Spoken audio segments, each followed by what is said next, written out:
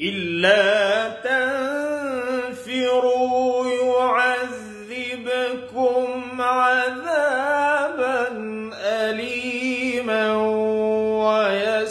ويستبدل قوما غيركم ولا تضروه شيئا والله على كل شيء قدير.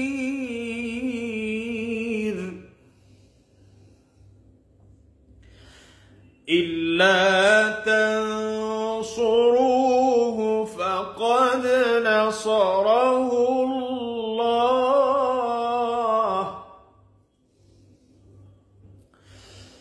إذ أخرجه الذين كفروا ثاني اثنين إذ هما في الغار إذ يقول لصاحبه لا تحزن إن الله معنا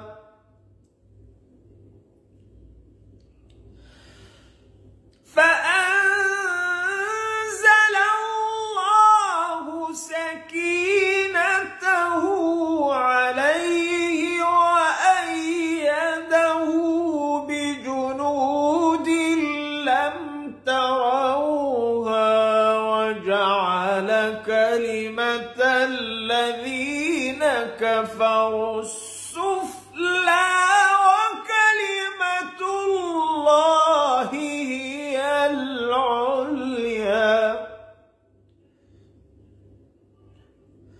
والله عزيز حكيم.